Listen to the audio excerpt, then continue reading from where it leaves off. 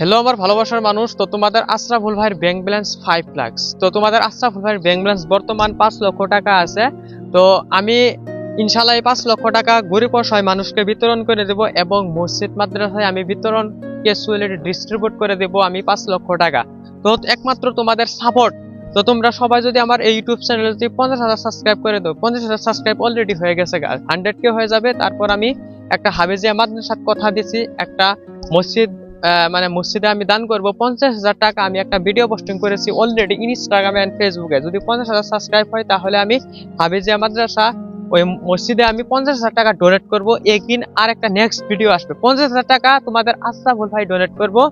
তো তোমরা সবাই আমার ইউটিউব চ্যানেলটা সাবস্ক্রাইব করো। আর এখানে দেখতে পাচ্ছ এটা আমি কিন্তু একটা গ্রামে থাকি।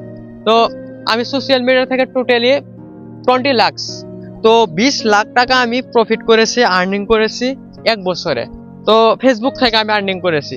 তো তোমরা সবাই আমাকে এই ইউটিউব চ্যানেলে সাপোর্ট করো। ইনশাআল্লাহ আমি তো 5 লক্ষ টাকা আমি 5 মাসে বিতরণ করে দেব গরিব অসহায় মানুষকে এন্ড মসজিদ মাদ্রাসায়।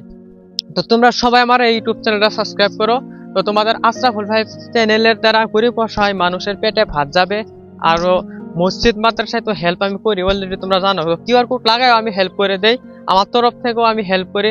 তো সেটা আমি কিন্তু মানে ভিডিওতে দেখাই না। মসজিদ মাদ্রাসার যে আমি সহায় করি আমার তরফ থেকে, আমি সেটা ভিডিওতে দেখাই না।